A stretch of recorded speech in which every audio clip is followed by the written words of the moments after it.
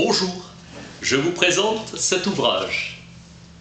Jean Bottero, L'Orient ancien et nous, l'écriture, la raison et les dieux.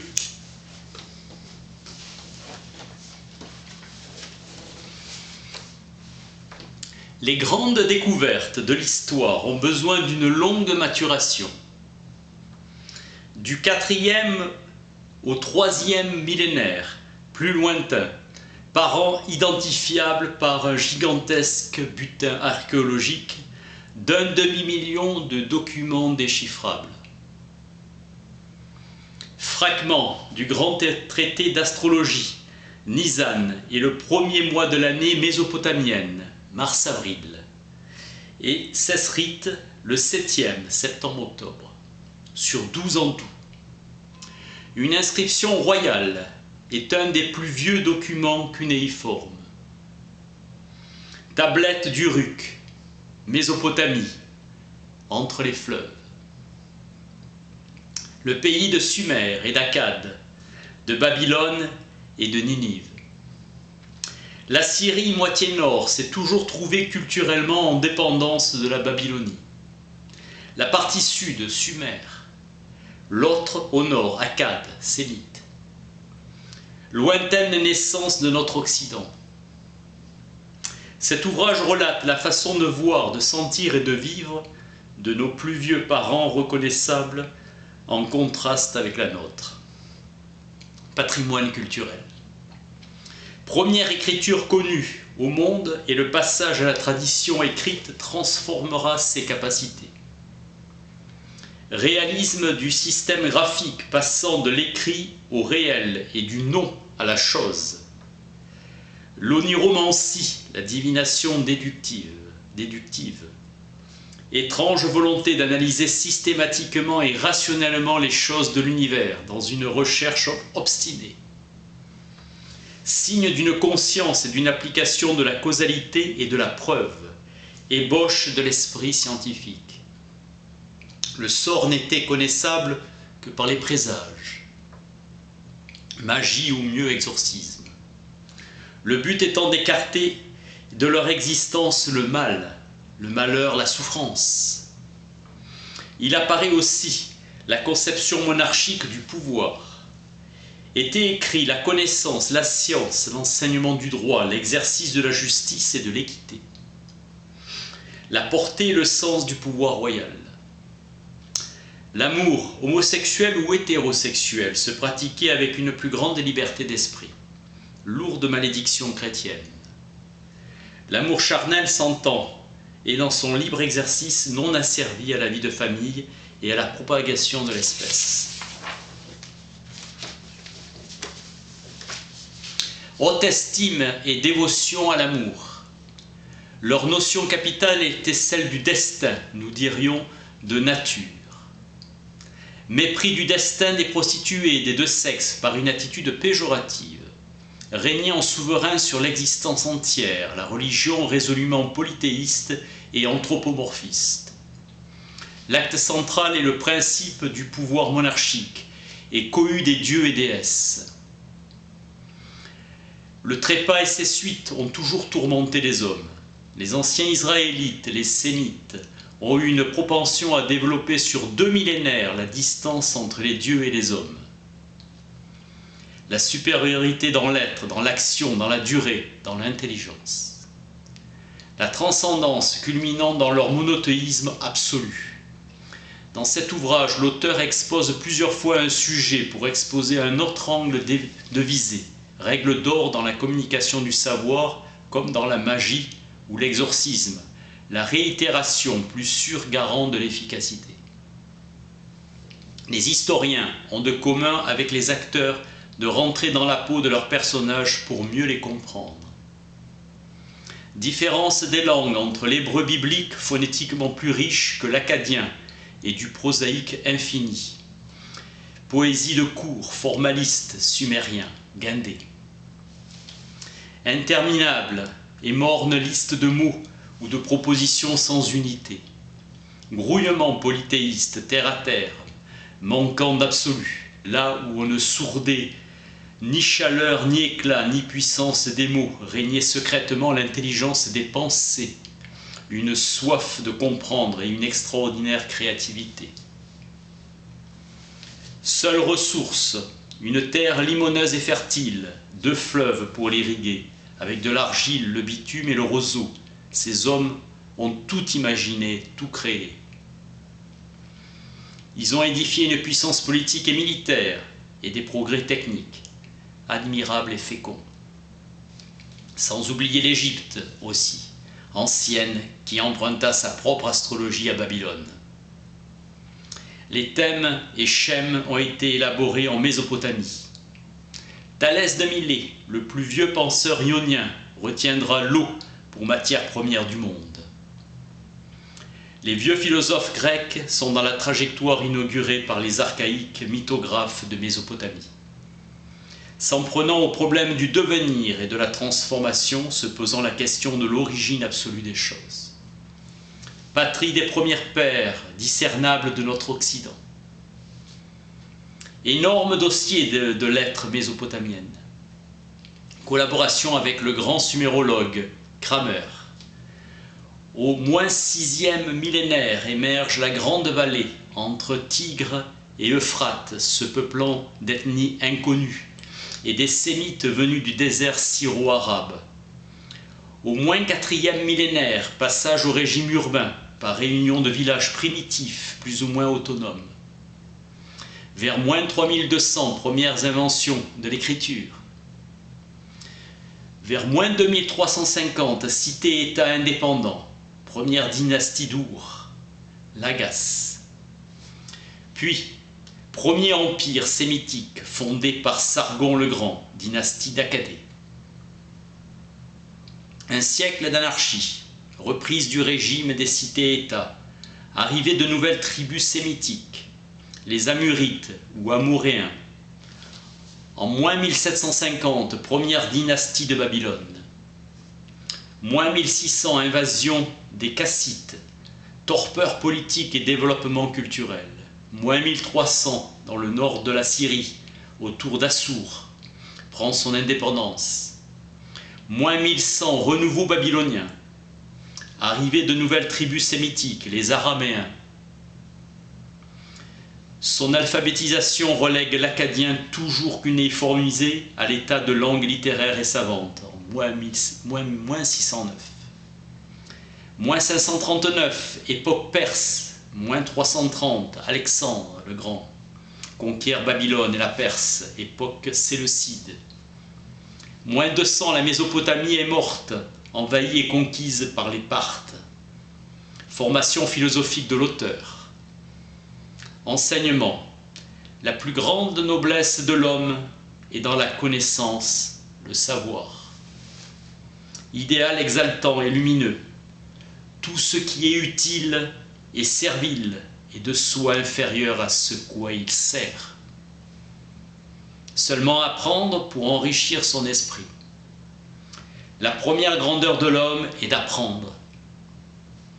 Plus désintéressée sera notre connaissance, plus elle sera juste.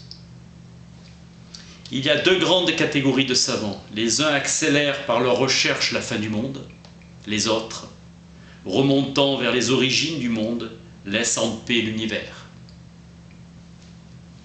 Utilité sur le plan de la connaissance, enrichissement de l'esprit. L'histoire est née de la curiosité des hommes. Aristote, de par leur nature, ils veulent connaître. Pas question de lire les textes anciens, mais de déchiffrer, voire de décrypter. Sumériens et akkadiens, différents comme le français et le chinois, et une foison de dialectes. 20 000 vocables. Les scribes étaient seuls détenteurs de la capacité d'écrire et de lire. Un dictionnaire bilingue, suméro-akkadien. Des conseils pour bien vivre, des traités, de jurisprudence, de divination, de prière. L'ambition de l'auteur était d'entreposer le plus possible dans son esprit. La Bible a perdu le naïf privilège d'archives les plus archaïques de l'humanité. Les Sumériens et les Babyloniens sont nos plus anciens ancêtres discernables. Ils sont notre famille. Ainsi, la syriologie devient indispensable à une juste et globale compréhension de notre propre histoire. Grandeur de découvrir et d'apprendre. Source première des vieux papiers de famille. Mettre en avant le désintéressé qui nous dilate le cœur et l'esprit. Tout ce qui est utile au profit est asservi au profit. Et oui, l'universalité est inutile au profit, et c'est pourquoi nous y tenons tant. Un érudit est un monsieur qui sait tout à propos de rien.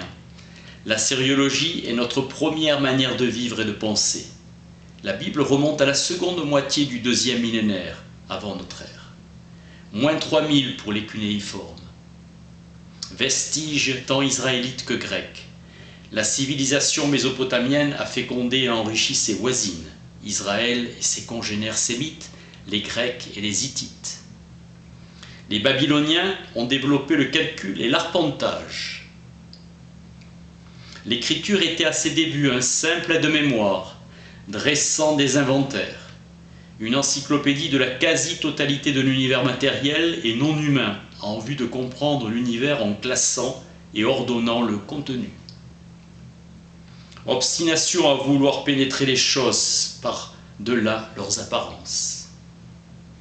Tournoi littéraire sur l'été et l'hiver, l'oiseau et le poisson, jeu d'esprit, passion du duel de prestige. Souci de comprendre les choses. Peu riche en mots abstraits, le bœuf était l'idée même du bœuf. Par opposition à l'idée de cheval, nous dirions concept. Des traités de 50 à 100 lignes sur une centaine de tablettes, soit 10 000 lignes. La théologie, l'astronomie, la jurisprudence, la mathématique, la médecine de diagnostic, la thérapeutique traitée à part, la divination déductive, discipline de très grande portée.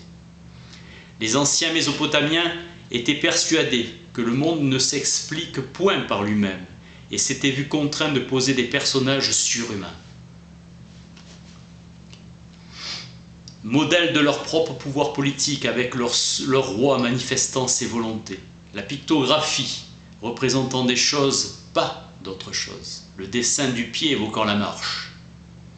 La divination représentant des choses déductives qui se lisaient dans les événements ou les objets de décision divine, ce que les dieux avaient décrété. Et le souverain était libre de revenir sur ses décisions. Perspective divinatoire, traité de mantique ayant pour objet des astres et les météores. Physionomie, disposition du corps humain et la conduite des hommes. Le foie était tenu comme réceptacle de choix des messages surnaturels. Analyse d'une extraordinaire minutie. Les auteurs des traités s'autorisaient à passer du présage à l'oracle. Les noms étaient les choses elles-mêmes, sonorisées. En 1802, Georges Grotefend informa la Société royale de Göttingen qu'il pensait avoir retrouvé la clé des inscriptions dites cunéiformes. En 1857, la Royal Asiatic Society de Londres soumit à 4 éminents historiens la traduction et la concordance des inscriptions faisant naître l'assyriologie. L'archéologue retrouve une vérité tridimensionnelle et le philologue dégage de ces documents, sans rien voir, tout savoir. L'historien restaurera l'ensemble. Nous pouvons ainsi suivre ce peuple sur 3000 ans.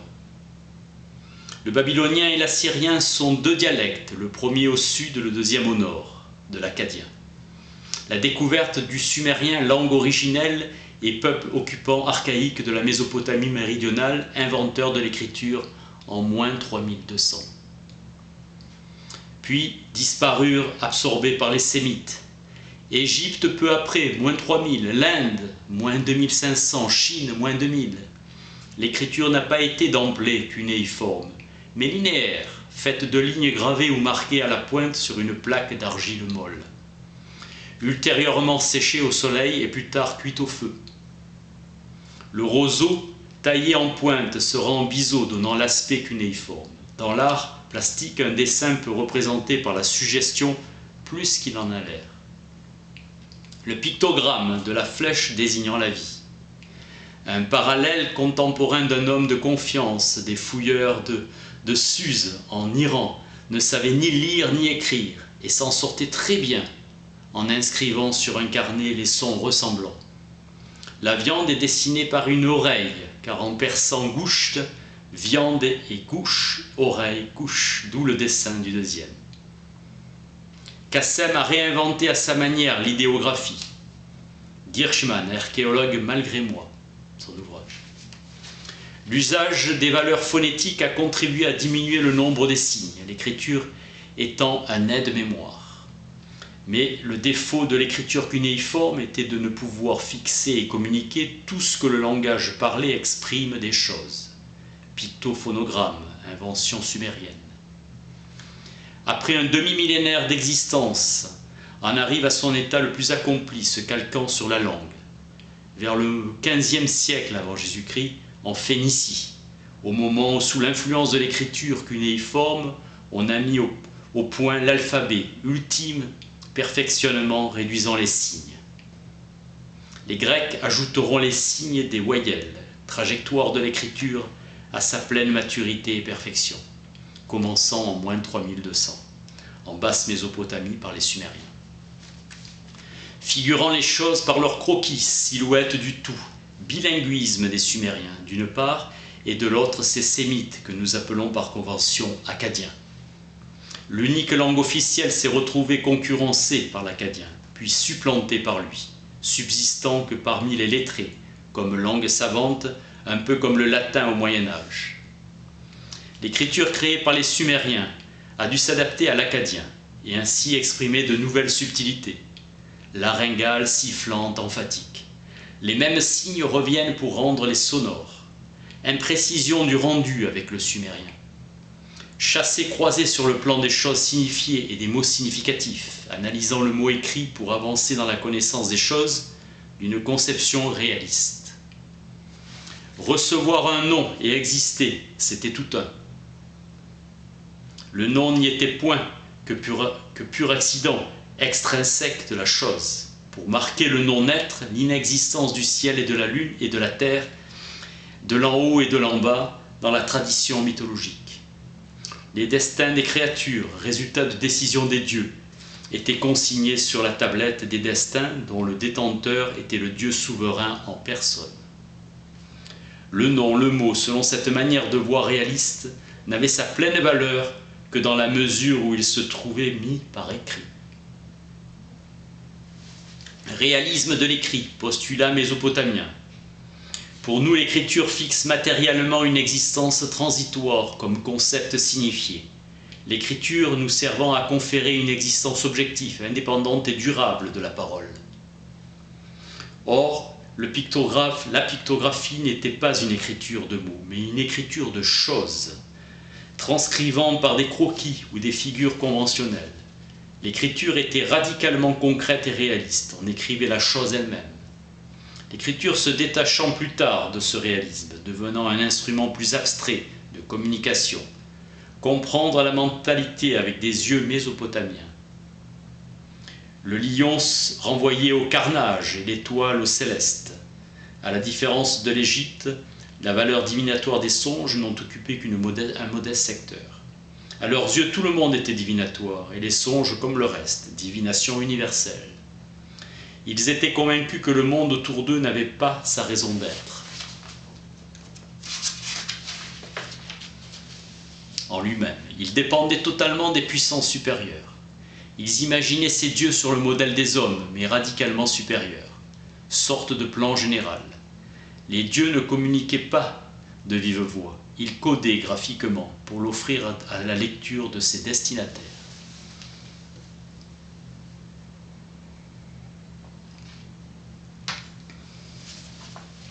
La découverte de l'écriture les a profondément impressionnés, imprégnant et façonnant la conduite de leurs pensées. L'épi pour les céréales, le triangle pubien pour la femme. On représentait les choses par d'autres choses. Cette méthode a frappé l'imagination des anciens Mésopotamiens. Observation répétée de séquences d'événements. Tel phénomène météorologique peu courant pouvait inaugurer une catastrophe agricole, une monstruosité, laisser craindre un malheur. Le comportement d'un animal ou d'un homme préludaient à un changement dans leur vie. Cette prédiction précise, classificateur, rationnel était adaptée aux anciens Mésopotamiens. Comme l'écriture, c'était un code grâce auquel les experts y déchiffraient leurs messages concernant l'avenir. Tout l'univers se trouvait à la merci des dieux, qui en réglaient le fonctionnement, monde sublunaire. Dans la vie onirique aussi, voir un songe et le rêve étaient d'abord une vision, un spectacle. Un dieu songe a été imaginé. Le rêve donnait lieu à des expériences inconnues dans la vie consciente. Moment de la vie tout court, oniromancie inspirée. Les dieux étant libres de communiquer. Croyance dans les révélations divines du rêve. Le dieu Ea, dans le déluge, veut parer à l'anéantissement des hommes et dans ce but révèle au Noé babylonien l'imminence de la catastrophe. Les dieux préférant en général de simples sujets pour servir d'intermédiaires. Un particulier reçoit d'un dieu un rêve, une révélation touchant quelques affaires publiques. La rapporte à son supérieur, lequel la transmet au souverain afin qu'averti, il en tire les conséquences. Besoin d'un technicien, un spécialiste initié à cette écriture. Et cela depuis moins 1700. La vie onirique était considérée en tout et pour tout que comme un moment particulier de la vie tout court. Ce rêve, nous l'appellerions cauchemar, mis en canevas du songe sous forme d'hypothèse, se terminant par l'indication laconique de l'avenir. Le traité était une clé des songes. Peu de femmes pratiquaient cette interprétation. Les messages étaient fondés sur une relation, faisant de l'un le signe de l'autre. La symbolique joua un rôle important dans le mécanisme du développement des présages. Exorcisme dans le traité, procédure de dissolution du mauvais sort promis par les oracles, se plaçant sur le plan de l'inéluctable. L'astronomie grecque a ses origines dans l'astrologie mésopotamienne. La divination déductive était une activité intellectuelle, un type de connaissance. Les traités étaient des collections d'oracles, curiosités encyclopédiques remarquables. La protase introduite par le manque de l'hypothèse si supposée que fournit le détail de la présentation de l'objet, le présage. L'apodose expose le morceau d'avenir qui se déduit du présage. C'est le pronostic ou la prédiction. Exemple, si le vent du nord balaie la face du ciel jusqu'à l'apparition de la nouvelle lune, la moisson sera abondante. L'origine de ces oracles sont les constatations de séquences d'événements, n'ayant entre eux aucun lien apparent en empirisme. Un lien interne entre les deux événements qui constituait un oracle, passant à la connaissance a priori, puis à connaissance déductive.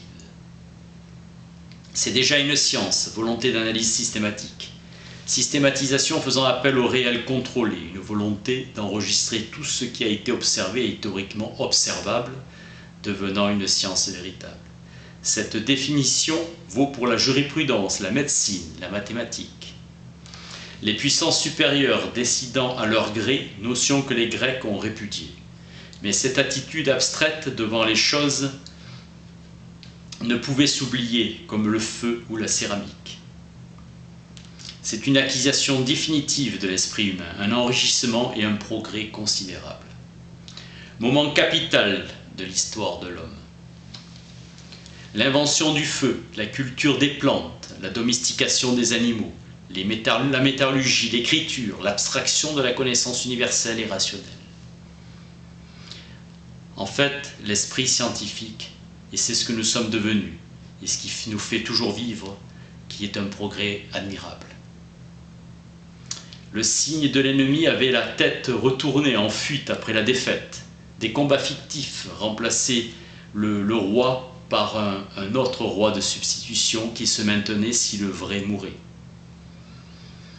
Mentalité de la foi en la prévision de l'avenir, doctrine de la substitution et hiérarchie politique. Tout était signe au travers duquel les dieux organisateurs du monde et directeurs de la marche des choses laissaient entrevoir selon un code défini leurs décisions. Quelqu'un qui riait en dormant devait s'attendre à une maladie grave.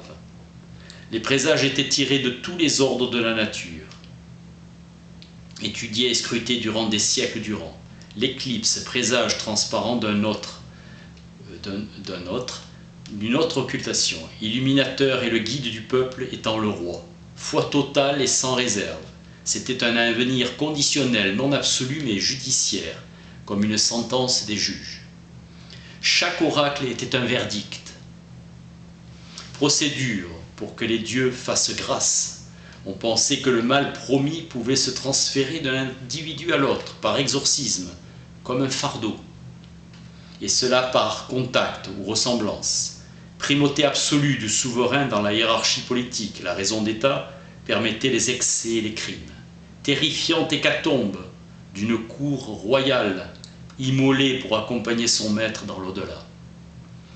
Puis-je y aller à ta place, et le citoyen s'offrait en victime en se substituant à lui et évitant ainsi un risque grave. Les éclipses étaient minutieusement étudiées. Quelles zones étaient touchées, les Hittites ou les Araméens? Présage si une femme accouche d'un enfant avec une maladie de la peau, le roi mourra en sa capitale. Le roi d'Assour et de Ninive sur le Tigre était aussi roi de Babylone sur l'Euphrate. Les exorcismes se faisaient avec des substituts. Un sujet quelconque selon le présage, ou un homme naïf, un peu demeuré, dont le sort n'intéresse personne. Il investissait d'une charge fictive de rang social élevé. Il était averti qu'il prenait sur lui le mauvais présage. Le roi se tenait à l'écart, rituel de purification à la fin. Le roi changeait de titre et devenait par exemple le cultivateur. On donnait au nouveau roi une reine que le rituel suppose vierge, et elle partageait le rôle du substitut jusqu'au bout. Le substitut ne s'est jamais opposé au souverain réel. Puis le substitut devait mourir pour que les mauvais présages ne touchent le roi, tirant à la fin le rideau de cette tragédie. Après purification, le roi rentrait au palais et tout redevenait normal. Mauvaise conscience sur le danger ainsi échappé et mort du substitut, embarras si le rituel avait bien été accompli selon les règles. Le souverain écrivait son œuvre pour faire comprendre à ses sujets quel est leur droit et ainsi résoudre les difficultés d'ordre judiciaire. Traité d'Hammurabi, par exemple, qui pensait à sa gloire en réformant le droit. Ainsi, son code était œuvre de science, présentant le canevas de leur pensée rationnelle, l'armature logique fondamentale de leur discours. Dans son code, tous les traits individuels sont supprimés, contingents et insignifiants du point de vue juridique, aucun détail déterminant. Dans les traités, les données sont rassemblées avec ordre, rangées et articulées en véritables systèmes, composantes pratiques et didactiques. Et pourtant, les Mésopotamiens n'ont jamais connu les lois, ce mot n'existant pas dans leur langue. Une sentence est un acte d'un juge en vertu d'un droit universel qui résout un conflit particulier surgi dans la vie en commun. Acte du pouvoir réglementant des aspects particuliers de la vie en société. Les lois étaient informulées et pareil pour les principes de la science. Solution traditionnelle à des problèmes particuliers, partageant une haute idée de l'obligation sociale et de la justice. Le contenu du code est la sentence équitable, ordre et équité. Ainsi, le roi se glorifie de la conscience d'avoir mieux que personne répondu à cette volonté et cette mission surnaturelle. Statut du roi équitable de Hammurabi. Autoglorification du roi qui crée une charte politique fondée sur la conscience du devoir royal essentiel d'équité. Un testament politique qui condense toute une vision détaillée et ordonnée de l'exercice idéal équitable de la justice, et c'est donc un véritable traité de jurisprudence. Il exprimait l'idéal noble et bénéfique du métier de roi, par une mise en valeur de la vertu liée à l'équité. Les chefs de famille réglaient les mariages en contrat d'association en vue de procréer et d'éduquer les descendants. La stérilité de l'épouse la répudiait, à moins qu'elle trouve une remplaçante. Le mariage n'était pas obligatoirement monogame, et tout homme était libre d'ajouter de nouvelles épouses avec les prérogatives de la première en harem. Il pouvait fréquenter d'autres femmes en dehors de son foyer. Orage de la vie conjugale, allant du mari trompé à la femme coureuse. L'homme était libre et la femme non, mais les femmes en faisaient à leur tête. Pas de loi intérieure ou l'idéal ascétique qui renonce à ce dont le commun faisait usage et profit. Pas d'idéal moral ni de hiérarchie des valeurs de la conduite. Les dieux eux-mêmes, en grand nombre, avaient des épouses et exerçaient leurs capacités amoureuses. Les prostituées d'un caractère religieux comme les Kadistou, qui étaient des consacrés, et les Istarétou mettaient en avant leur patronne surnaturelle. Le terme le plus commun désignant en soi les professionnels de l'amour libre est Aramou, séparé, et la déesse Istar. N'importe quelle femme mariée pouvait abandonner son foyer et son mari pour entrer en Harimutu, et ainsi recrutée parmi les femmes lassées du mariage. Vocation de se soustraire à un seul homme pour s'offrir à tous. Elles pouvaient avoir des enfants et redevenir épouses en abandonnant leur profession première. Les sages déconseillaient ces unions avec des créatures mal préparées au rôle de mère, mais le droit ne s'y opposait pas. Il leur était interdit de porter le voile réservé aux femmes mariées. On les retrouvait au cabaret, comme nos cafés de village, lupanar, où on buvait et s'amusait à son gré. Des prostituées masculins, assis nus, jouaient un rôle passif, efféminé, portaient même quelquefois des noms de femmes. Homosexualité féminine aussi, amour libre sans la moindre censure. Seul à représenter l'amour tout court en sa pureté et sa noblesse, le mariage étant utilisé à des fins déterminées. Se livrer à l'amour libre était pratiquement une activité salubre, élevée et enrichissante. Mais la femme vouée à l'amour libre n'a pas de foyer à elle, mode d'existence triste, et elle est livrée aux brutalités des hommes, vivant ainsi à part et repoussée aux franges de l'espace social occupé par les habitants de la ville. Pareil pour les prostituées masculins, voués à une vie incertaine, faisant l'objet de mépris et du sans-gêne. Les deux étaient condamnés à une existence difficile, au nid et à l'écart, contraction avec la haute estime de l'amour libre et mépris des professionnels. Le sage déconseille à son fils de prendre une prostituée, non par immoralité, mais par manque de préparation à devenir épouse puis mère, confidente et soutien d'un seul homme. Tout tient dans la notion de destin qui est capitale. Les dieux ont créé l'univers comme un grand mécanisme dont le but était d'assurer production et transformation des biens, garantissant opulence sans labeur ni souci. L'homme étant une cheville ouvrière, programmation d'un système équilibré, tous les rouages s'emboîtant les uns aux autres. Le destin de la femme était de mettre au monde et d'élever les enfants, pour un seul mari. Or, la prostituée en avait une multitude, donc incapable d'assumer la descendance d'un seul. Elle manquait son destin, inférieur à elle-même. Sa vie était rabaissée. Les prostituées se trouvaient avec d'autres marginaux, comme les fous, les excentriques, extatiques. Tous se trouvaient en contact avec les forces surnaturelles. La religion est comme l'amour, un sentiment confus qui nous pousse et nous oriente vers l'autre. La Mésopotamie est faite de limon et d'argile, sol alluvial propice à l'exploitation agricole, car ensoleillé et sec. Productivité par irrigation artificielle. Sentiment religieux qui commandait l'attitude cordiale de ces gens envers le sacré.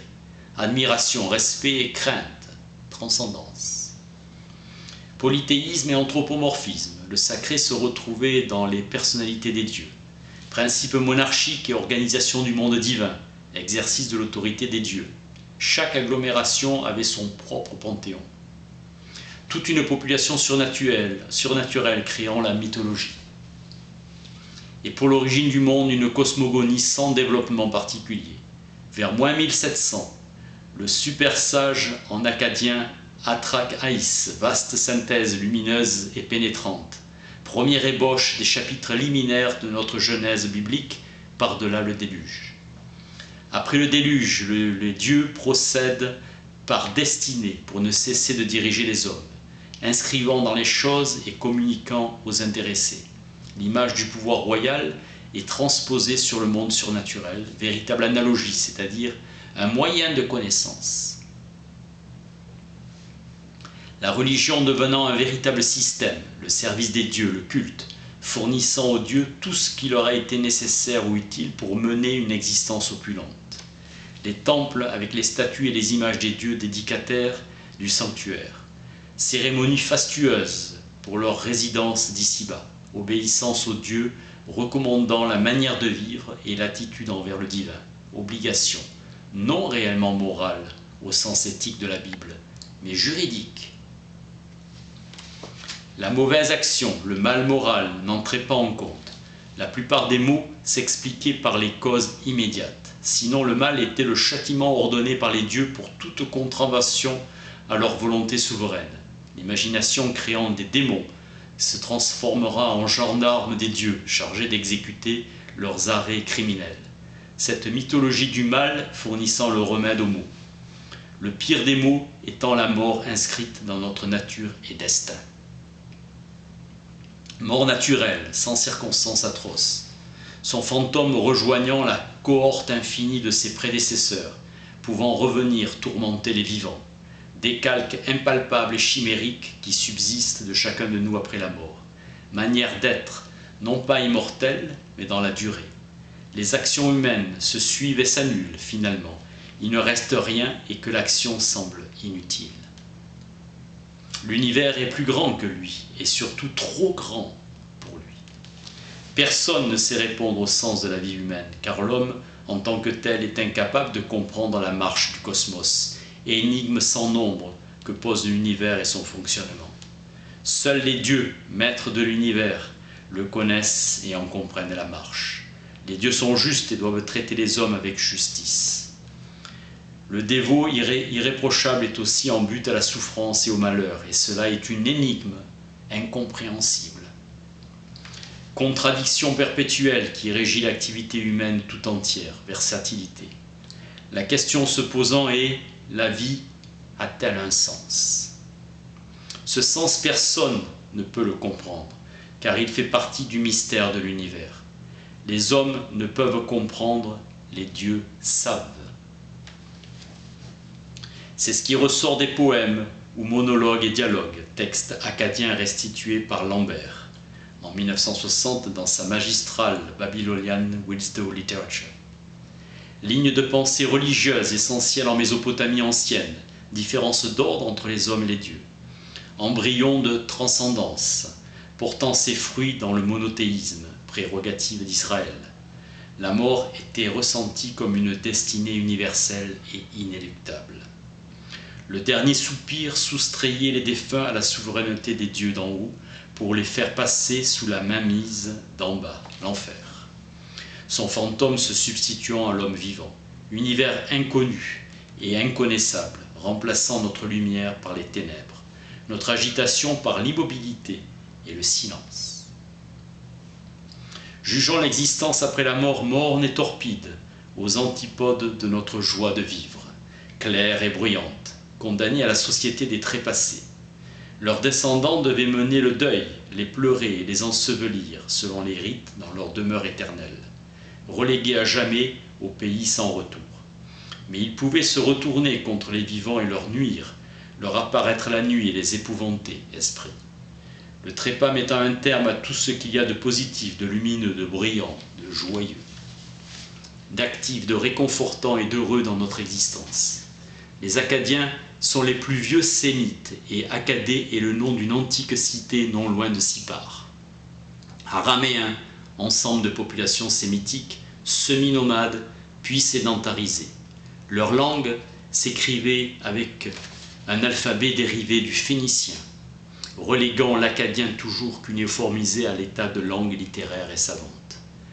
Canaan, nom ancien de la Palestine, est une branche linguistique à quoi se rattachent l'hébreu, l'ugaritique et l'amurite. Les Chaldéens sont des tribus sémitiques de la partie méridionale de Babylone. Hammurabi, roi de Babylone, moins 792, moins 1750, fondateur du royaume et auteur d'un recueil célèbre. Les Hittites, population indo-européenne, installée depuis moins 1700 en Anatolie, fondant un empire puissant. Les Sumériens sont arrivés du sud ou du sud-est, parlant et écrivant le sumérien vers moins 3000. Très vite disparus, absorbés par les Sémites de Mésopotamie. Cas particulièrement fréquent de syncrétisme, symbiose d'éléments culturels. exemple sur le plan religieux.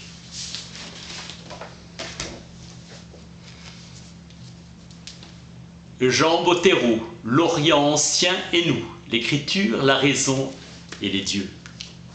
Merci.